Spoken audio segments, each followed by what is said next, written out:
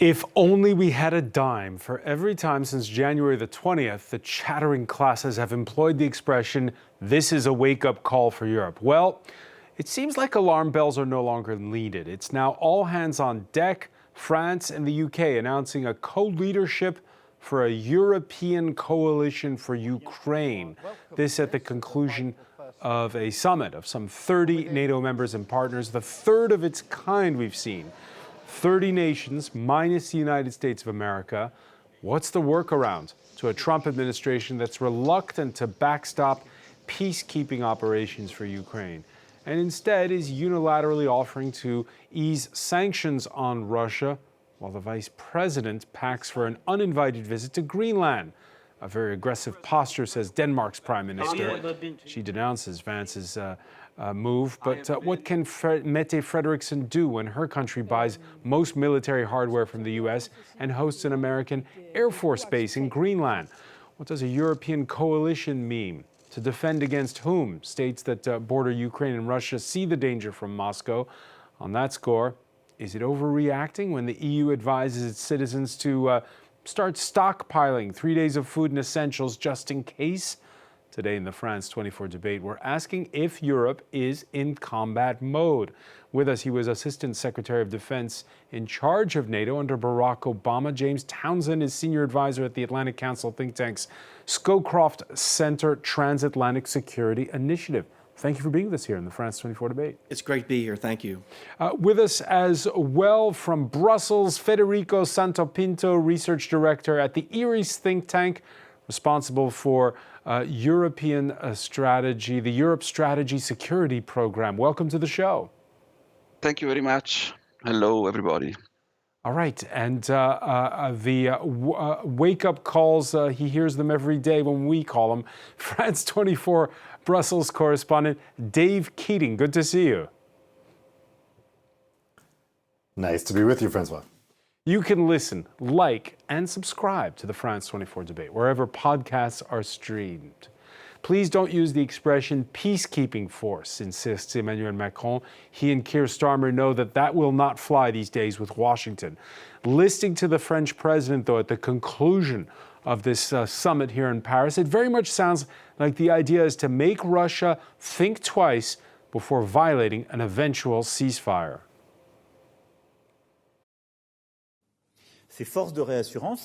These reassurance forces, part of the Franco-British proposal from several weeks ago, are not intended to be peacekeeping forces. I clarified this point in response to one of your colleagues yesterday. They are not meant to be forces stationed on the front lines or forces that replace the Ukrainian army. Instead, they would consist of troops from certain member states, not all, as some do not have the capacity or the political conditions to do so. However, these forces would be deployed in strategically pre-identified locations with the Ukrainians, providing long-term support, European reassurance, and serving as a deterrent against potential Russian aggression. Dave Keating, it sounds as though they're trying to come up with more than just a simple workaround, listening to Emmanuel Macron there. Yeah, I mean, the question is where this is all headed, right? So the immediate need for these ad hoc summits is to provide security guarantees for Ukraine and also to give the Europeans a seat at the table. They want to say, okay, we have a plan here for how this peace is going to work. We are integral to that plan, and therefore we need to be part of these peace negotiations. So far, however, that hasn't worked. The United States has frozen Europe out of these talks, and try as they might to make themselves relevant for those talks, that doesn't seem to be convincing the Trump administration. I think there's also wider questions about what exactly this is, this format, this coalition of the willing, because let's face it, this is essentially just NATO without Donald Trump and with his far-right allies in Europe, notably Viktor Orban and Robert Fico of Slovakia. This is NATO just without those three, plus with some other members, Ireland and Cyprus, who are normally neutral, so they're not in NATO, and then also Australia was there today, for geographic reasons, obviously not in NATO. But what is this shadow NATO that they're developing? And why are these summits happening in Paris and London and skipping the Brussels institutions, NATO and the EU? NATO clearly being skipped because it is dominated by the United States, and this is an effort to work in a way against or around the United States. And the European Union isn't being used because it is now missing the other half of Europe's military power, the United Kingdom. The only significant military power that we have on this continent is France and the UK. But of course, since Brexit, the UK isn't in the EU, and therefore the EU hasn't been able to be a forum for having these discussions. So while they're talking about these short-term ideas about a security guarantee, as we're having more and more of these summits, the question becomes, what is this? What is this format that they're meeting in? What kind of democratic checks does it have? What type of institutional capability does it have? And why aren't they using the institutions that are at their disposal? Jim Townsend, is this the right way to go about it? Have the meetings without Washington?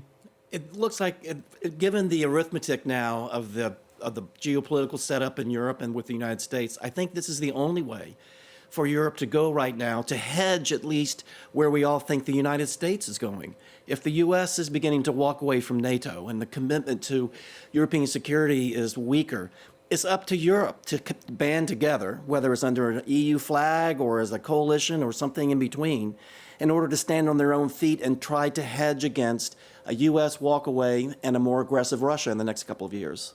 Federico Santopinto, have you come up with a better term than coalition of the willing here in France? We remember that that's what was used by George W. Bush for the war in Iraq, yet that's kind of what it looks like. Yes, probably it's a kind of coalition of the willing, but I have the impression it's maybe something more, because, here in Brussels we have a debate about the idea of Europeanized NATO. It means that European countries should be able to do more inside NATO. It's more than a European pillar of NATO. Is because the idea of a European pillar of NATO means that Europeans should do the half of the work, the first pillar, and the United States should do the second half of the work. The second pillar.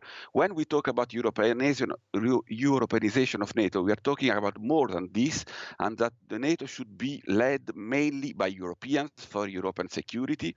And this is maybe a way to which Europeans hope that at the end, the US remain linked to NATO, even if they play a secondary role inside NATO. So I have the impression that Macron and Starmer are trying to test this kind of new configuration for the future also in Ukraine. For the future in Ukraine, are they being taken seriously by the Pentagon in Washington, Jim? Well, what's interesting is coming out of Washington over the past couple of weeks is an idea that the Supreme Allied Commander Europe should no longer only be an American, that maybe a European should be the Supreme Allied Commander. And that would be a big change for NATO along the lines. So it's an amicable divorce? Well, it's a slow-moving divorce, and we'll see if it ends up with a divorce or just a separation. And that's what is interesting, is how over the next month or so the U.S. is going to react to this, because we are right now in the Pentagon looking at perhaps pulling some forces out of Europe, changing the leadership there, and certainly focusing more on the Indo-Pacific. So there could be things in Washington that make what's happening here today make a lot of sense. All right, Donald Trump wants a deal fast. Earlier this week, the U.S. announced that indirect talks it had brokered between Russia and Ukraine had borne a partial ceasefire, not hitting critical infrastructure on both sides, making it easier for ships to pass through the Black Sea, a ceasefire that includes a U.S. offer to lift sanctions on Russian agriculture and fertilizer exports in the Black Sea. Here in Paris, the UK Prime Minister pushing back on that concept. Now is not the time for lifting of sanctions. Quite the contrary, what we discussed is how we can increase sanctions to support the US initiative to bring Russia to the table through further pressure from this group of countries. Dave Keating, isn't that the same Keir Starmer who's supposed to speak nicely to both the Europeans and to Donald Trump? Yeah, it's interesting because it looks like Labour is slowly letting go of this idea that the UK was going to be a bridge halfway between the EU and the US. His language has been more forthright and harder, I'd say, over the past 2 weeks. And on the sanctions issue, I mean, it's interesting because the people in the US administration were saying today that, oh yeah, it's just a formality ending these sanctions, particularly with SWIFT, which is actually based here in Belgium. That's going to happen, of course, at the same time that the Europeans were very, very firmly saying, no, we're not going to end the sanctions against Russia until Russia is completely out of Ukraine, until there's a real guarantee there. Russia, of course, saying that it won't pull back until the sanctions are lifted. And this is where Europe actually does have leverage, because the US can't promise Russia anything about sanctions having to do with SWIFT. That is a European decision. Yeah, explain for our viewers, Dave, what SWIFT is. Yeah, so SWIFT is the banking systems. If you live in Europe, you know that you have these SWIFT codes that your bank has. So if you're sending money to somebody, you need their SWIFT code. So these codes are really essential for the international banking system, and they've been the subject of sanctions against Russia all of this time. Russia really wants those lifted, and that's one of the sanctions that they're asking to be lifted. I mean, the EU just recently passed its latest round of sanctions. So this SWIFT thing is just one of many, many sanctions that Russia wants to see lifted. The US can go ahead and lift their sanctions. That's Washington's decision, but it's Brussels' decision about the European sanctions, and we got a pretty firm answer today that they're not going to do it unless they have some real guarantees. Federico Santopinto, are you surprised to see Keir Starmer using more muscular language and, I guess, pushing back against the United States even? No, I'm not surprised, because I think that UK is a European country and has the same interest than the other European country, because the US has the Atlantic between them and Europe and Russia, but we don't have the Atlantic, so UK has the same interest. I just wanted to add something about sanction. Indeed, the sanction is maybe a way for Europeans to come back in the negotiation from the window, let's say, even if they have been kicked out from the door, because at a certain point they will have to be taken in consideration. But there is a problem, because you know that European Union adopts sanction and renew every 6 months sanction through unanimity. And now, so far, the EU has been able to renew sanction against Russia, despite the hesitation of Orban of Hungary and maybe also other countries like Slovakia and maybe tomorrow Italy also. But in the future, if the negotiations are going on and Europe want to keep, most of the European countries want to keep the sanction against Russia, they may not have the unanimity to renew the sanction every 6 months. And so in the future, the unity of Europeans on the sanction matter may be problematic, even if so far they seem to be united on at least on this subject. All right, so Keir Starmer may be calling for stiffer sanctions.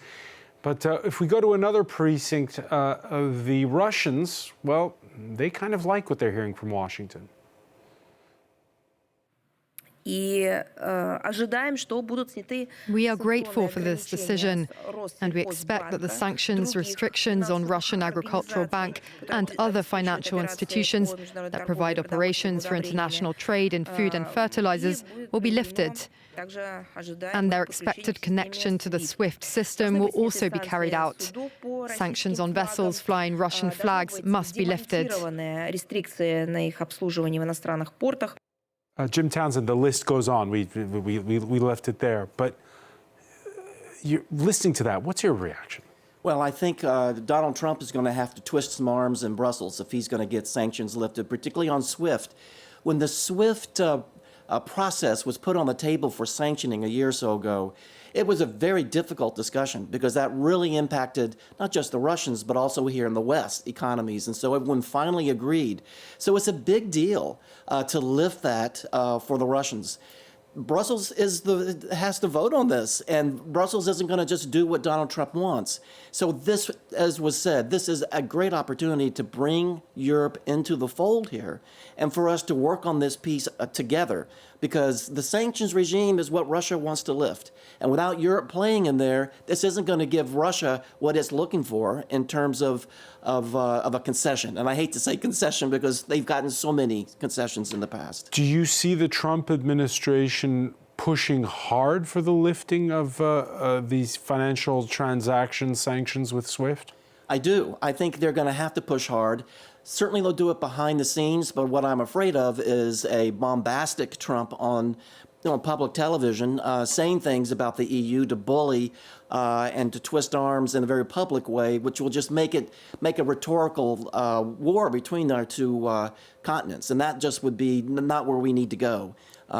More harsh rhetoric and not more cooperation. How do you explain it? Is it because he wants a deal? Or is it something more? Is there something between Donald Trump and the Russians? Donald Trump's big plan is to do a lot with the Russians in terms of the economy, in terms of working trade deals, minerals deals, and this type of thing with Russia. So there is a business side to it.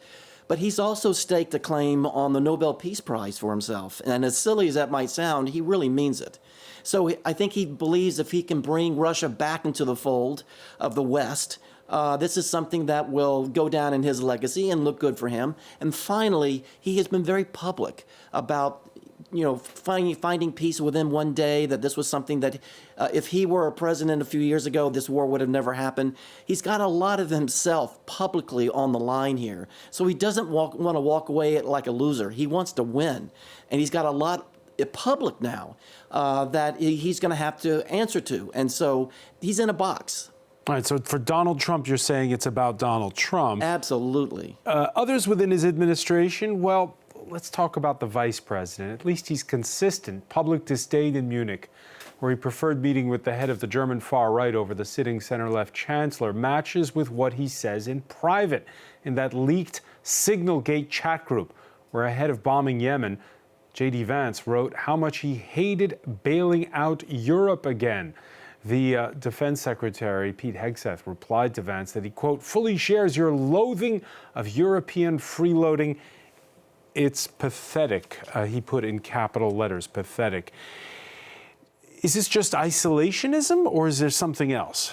It's something else. Isolationism is, I guess, a broader context. But in this particular case, with this crew, there's an anti-Europe bias that they have for various reasons. One of them being this idea of Europe being a freeloader, and what Trump says, Europe taking advantage of the United States, Europe for years having the European Union trying to screw the United States. So that kind of thing is really entered into their minds, and so there's this bias in terms of looking at Europe as the enemy, and this comes out in those emails.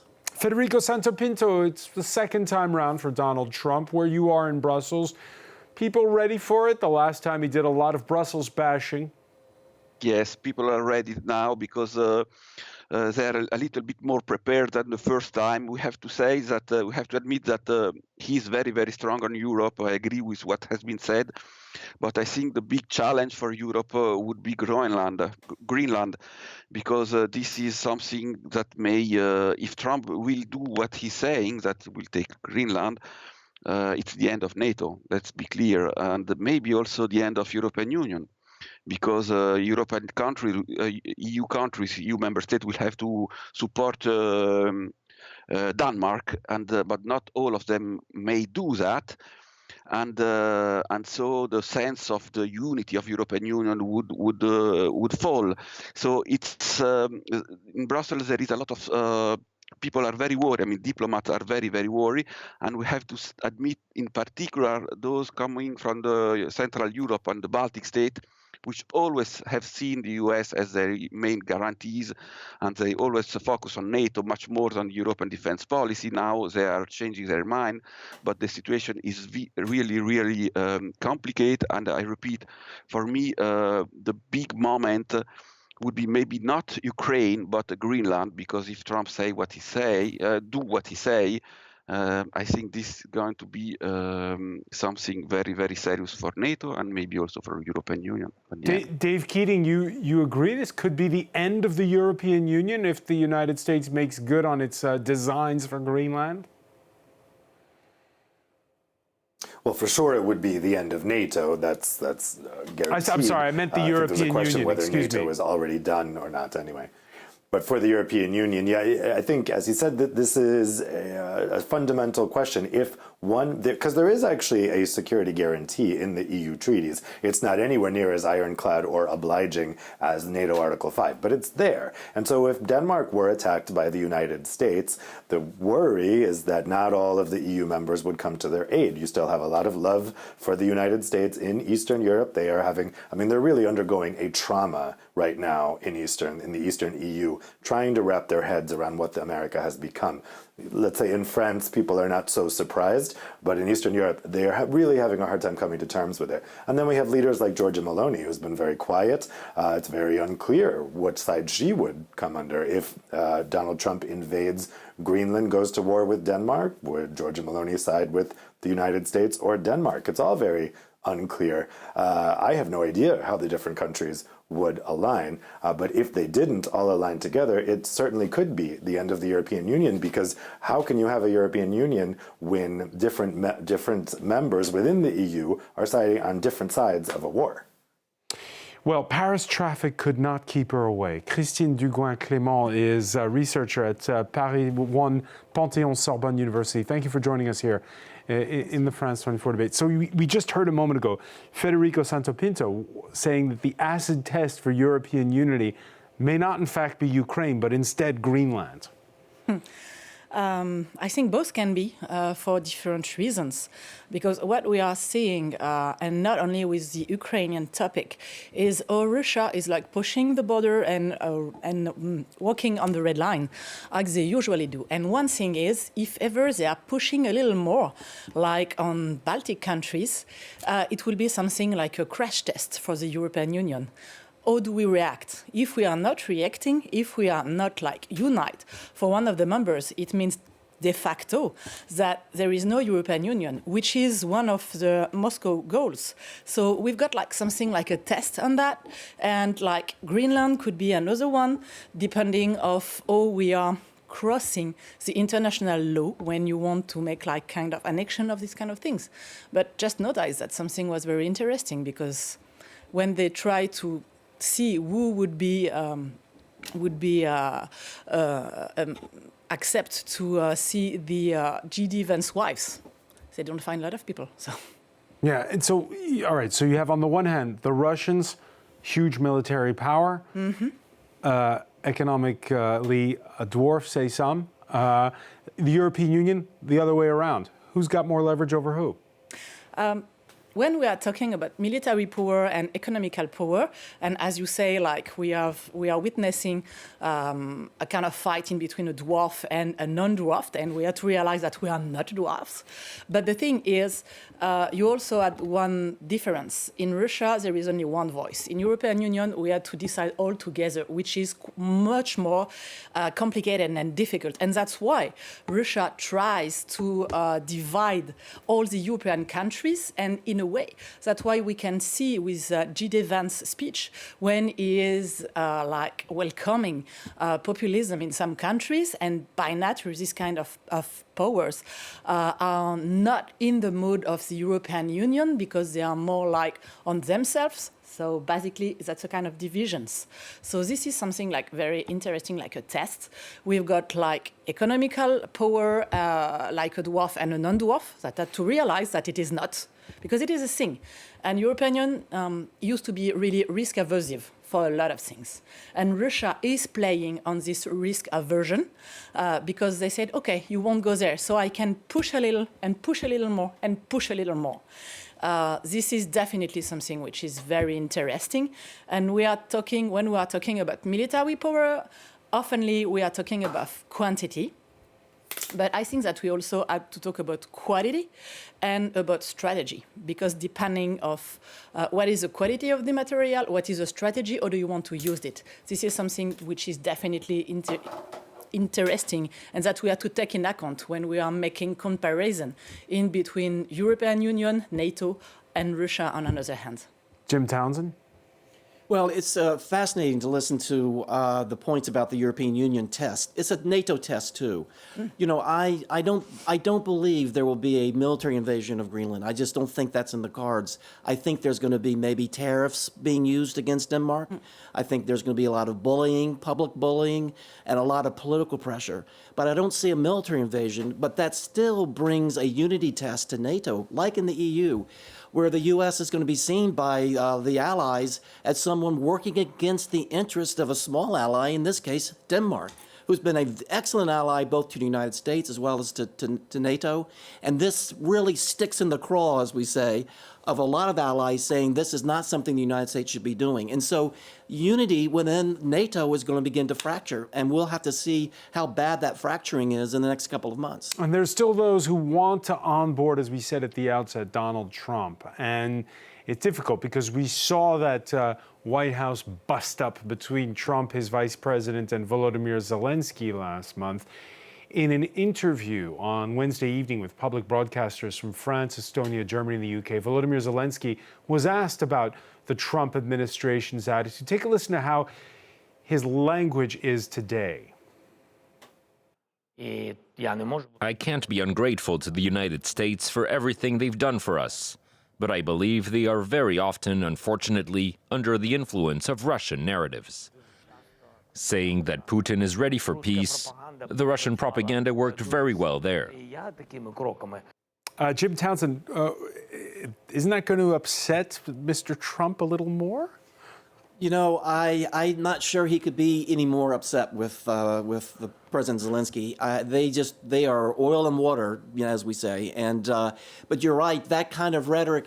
At least he said thank you to the United States. That seemed to be something that Trump values. But I think the point is there that increasingly, particularly our negotiators who are talking to Putin, who are trying to arrange this deal, those U.S. negotiators speak the talking points that come out of Russia, too. Over the weekend, there were these interviews in Washington with Steve Witkoff, the major negotiator, and you would have thought he was just rattling off what Putin says. It was astounding, and it really shocked the Washington. So is Zelensky right to use that language? Is he correct? Yeah, he is correct. And he said that at the risk, as you point out, of maybe you know, having Trump get even more upset with him. But he rolled that language out, and he's absolutely correct. Dave Keating, in your Gulf Stream Blues Substack column, you took inventory of the United States' security presence in Europe, and despite it all, it remains expansive, as you can see by all those red dots on the map that we're showing there of where the U.S. has bases, and those are the ones we know about, as you put it, Dave. How does it look at this point in time? Well, what got me thinking about this actually was the fact that JD Vance is going to an American base in Greenland.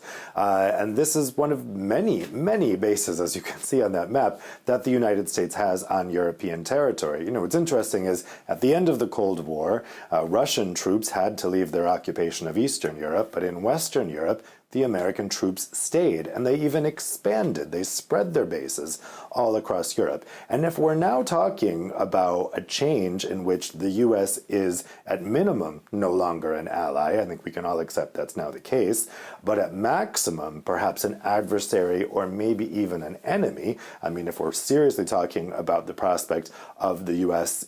Entering into a military conflict with Denmark over Greenland, what happens to those U.S. bases? I mean, I think this is a topic that European leaders do not want to go anywhere near. And in fact, most Europeans are not even aware of the existence of these U.S. bases. And that's because European politicians have not been honest with people on this continent about the degree to which the Europe depends on the United States for its security and the degree to which the American military is operating on this continent. This isn't a two-way thing. There are not European soldiers and European bases on U.S. territory. This is the U.S. military having major, major control over this continent. And if Europeans want to separate themselves from the United States and be sovereign and be independent, what do you do with those bases? I think this is a big question that not a lot of people want to go anywhere near. Well, Italy's Prime Minister, Giorgia Meloni, who was welcomed to Trump's inauguration, she said in Paris this Thursday she's hoping a U.S. delegation will be present the next time we have these huddles. But she also, and we heard it last week at a summit in Brussels, argues in favor of what sounds like what you were describing, Dave, which is more European troops for European bases. Point is, if you ask somebody else to defend you, the risk is that someone else would then decide for you, and I would like to decide for myself. Italy, I believe, should decide for herself, and so Europe, and this is achieved through defense too. Federico Santopinto, Italy home to U.S. bases. How do we interpret those remarks? Well, I think that, to be frank, Giorgia Meloni did not understood exactly what is going on. She said several things, and her Minister of Defense, Crosetto, also said several things, but she still when she say, for example, that the U.S. should be invited in the meetings that Macron and Stadner organize to offer a response to Ukraine, she seemed to have not understood that the United States do not want to be involved in the European security. They have to deal with the Ukrainian war now because they said it during the electoral campaign, and because this is a maybe personal challenge for Donald Trump, as it has been said earlier. But they do not want to be involved, and they do not want to participate, as they want to see Europeans being able to take care about themselves alone. And when she say this, she want to provoke Macron somehow, because the relation between Macron and Giorgia Meloni are not so good. She wants to show that Macron is not the leader of Europe because Italy do not appreciate this. But at the end, she also proves that she is not understanding what is going on, and the big shift we are seeing now in international relations with this new policy of the United States, which is not so new, in fact. But hang on, Federico, you heard that clip from last week where she says, you know, we have to raise our game when it comes to defense in Italy. Yeah, it's clearly said in that clip. Yes, but she's not going to do anything for that, because now she could raise the defense budget, and she's going to do a little bit, but very, very slowly, because Italy has a very strong debt. She comes from the right, so she has to say that we have to be independent, of course, but then she will not send troops in Ukraine. This has been very clear. She's always asking that the U.S. should be involved, that we have to be polite with the U.S., while U.S. are not so polite with us.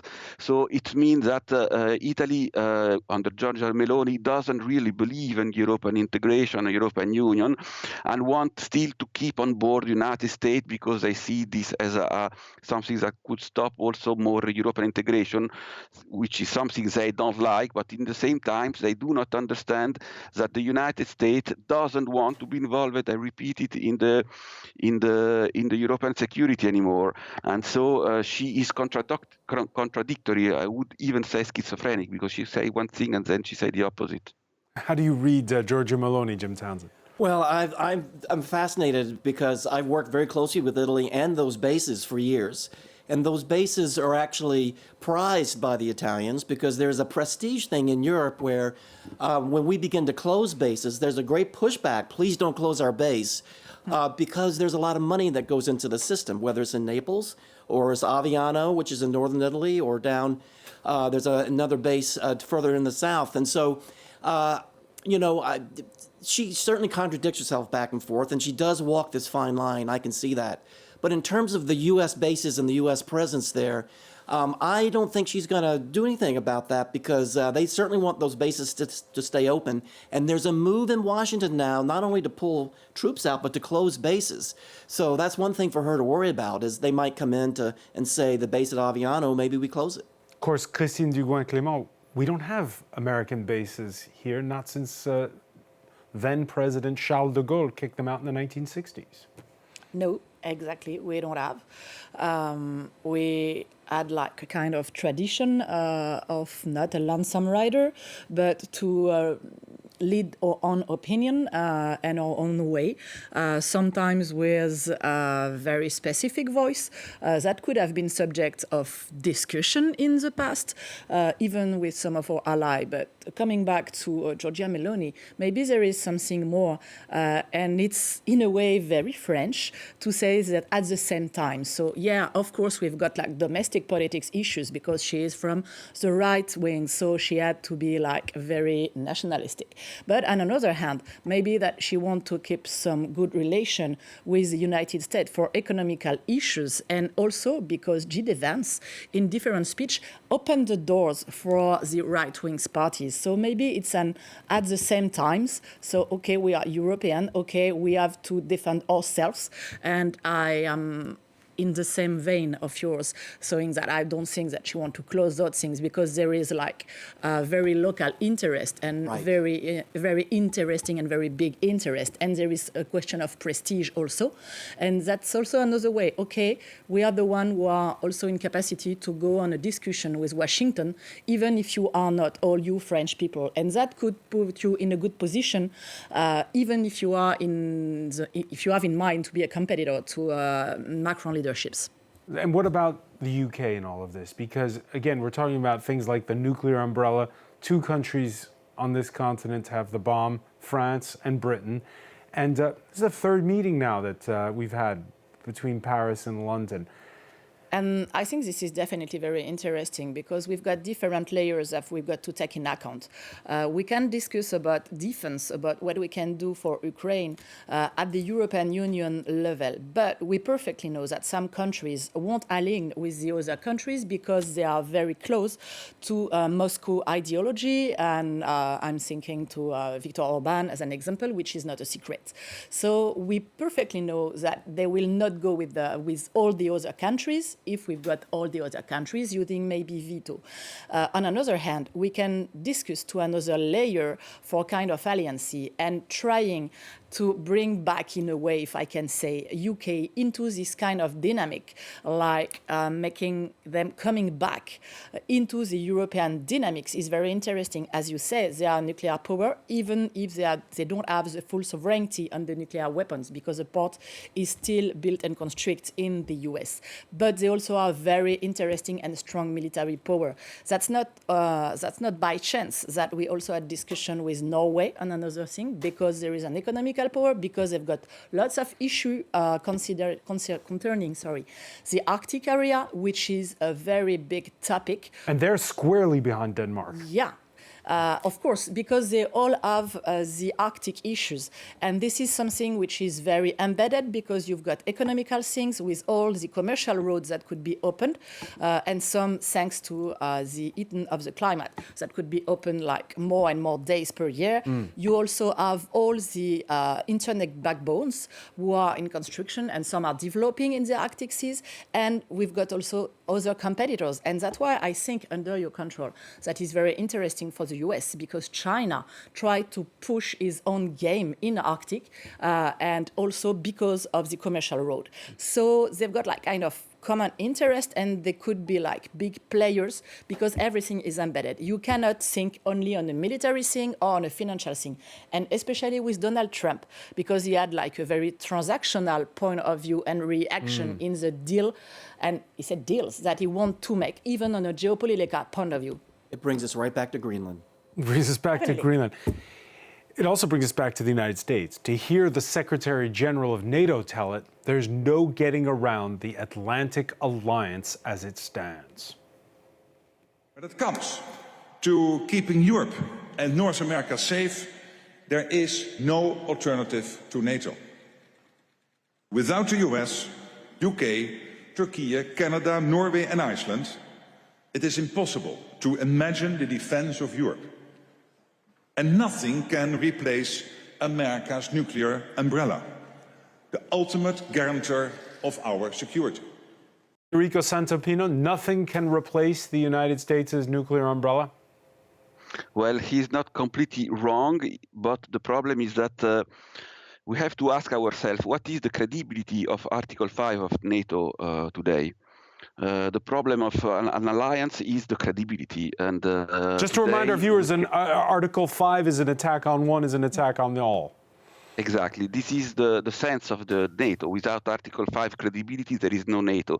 So we can even ask ourselves now if there is still a NATO, at least if NATO is not suspended until when there is Donald Trump at power. So, but Ruth is right concerning the nuclear umbrella. This is really the elephant in the room. It's very, very difficult to replace the U.S. nuclear umbrella, but it is not impossible. It is not impossible. There is already debate that with the possibility to extend the umbrella, the French umbrella, to other countries, with all the ambiguity that this implies, because we are talking about a doctrine that remains very ambiguous, and we have to know something. The strategic umbrella of the United States is not more strong than the French one could be, because the US umbrella with the tactical bombs that are based in Europe is shared with European countries, and this is the main element which support the deterrence, the dissuasion of NATO. But the strategic umbrella of United States is also ambiguous as much as is the French one. So at the end, the possibility to extend with some ambiguity the French umbrella to Europe could exist, even it's quite complicated also because France has several problems internally. And in order to be credible, France should prove to its partner that its policy, its tendencies will remain in time. And we know that with the instability in France now, this could not be the case. But in any case, at the end, we have to ask ourselves, is Article 5 of NATO, of the alliance, still working? Is it still credible? So if the answer is no, we have to talk with France and maybe one day with UK, even if UK indeed is still linked to US for its nuclear deterrence. But we have to try to find immediately an alternative, and this is going to take time. Jim Townsend? Well, you know, the nuclear question is so complex, and it's something you could devote a whole evening talking about. I think that there is no substitute for the nuclear umbrella as it exists now, because with the U.S., it's a very large, multi-layered capability. I think, though, it should be said that certainly France and Germany and other nations should talk about how do you hedge this? How can you begin to talk about a European approach on the nuclear side and make it available just in case the U.S. side goes away? It's no good to wait for it to go away on the U.S. side and then begin to think about a nuclear umbrella that's just European. It needs to be discussed now, but it will take a long time because of the complexity to it. And in the just-in-case department, Brussels on Wednesday unveiling a new EU preparedness strategy, one that calls for every citizen to stockpile 3 days of food and essentials, everything from natural disasters and cyber attacks to, well, listen for yourself. This strategic reserve helped the EU respond to every type of emergency with firefighting planes, stockpiles of vital medical, energy and transport equipment, and specialized assets against chemical, biological, radiological and nuclear threats. Dave Keating, a big announcement to say keep 3 days of food and essentials just in case. Isn't that a bit of scaremongering? This did get a lot of attention today, people saying it's unnecessarily panicking people. I probably would disagree with that. I mean, we're in some very serious times. And I think there's a lot of people out there who need to be woken up to that. It's never a bad idea to be prepared for very serious situations. I don't see why anyone would have a problem with politicians telling people that. What are they afraid of here exactly? What's the worst case scenario, that people are over prepared for an emergency? We are in very serious times. People should be prepared. And if people were unaware of that and this makes them worried, well, welcome to 2025. Have you got enough canned goods and Band-Aids in the medicine cabinet, Christine Dugoin? I will ask my family what they've done with the last shopping that I've made. But the thing is, there is also maybe another point that I'd like to add with what have been said. When you are making this kind of statement, you are also launching a message for other ones saying, okay, we know that you are in a conflictuality with us, even if at no you are just under the level of legal violence, naming like synthetic war. So we know that you are in this kind of conflictuality to Russia, and we are going to try to be ready and to prepare our own population. This is also something that is launched for other countries, and especially for Russia in this case. So yeah, maybe that could be like stressful for some people, but they also have to realize that they are already under kind of like, I don't like the word like hybrid conflictuality, but nevertheless, there is a kind of dispute like on the informational area. We are regularly targeted, and that's good. That's right for all the country, for all the European countries, and even for countries in America, in North America, and even in South America. We've got like economical attack, we've got like even underground attack, because just keep in mind that kind of assassination have been commanded on territory who are not under Russian control. We've got also all the attacks that have been led on the backbones. So we already are under a kind of attack, which is just not a war. And I mean, they are always like testing the vulnerabilities, testing the weakness, and I think that we have to keep in mind something. So better to raise awareness. And we were talking about dwarfs, and I will end with that. But the thing is, Russia is not making a comparison like strength to strength, but it is looking at how many weaknesses that you have. If you have more weakness than Russia have, so they can try to play the game. All right, Christine Dugouin-Clément will unfortunately have to leave it there. I want to thank you as well, Jim Townsend, Federico Santopino, and Dave Keating for being with us from Brussels. Thank you for being with us here in the France 24 debate.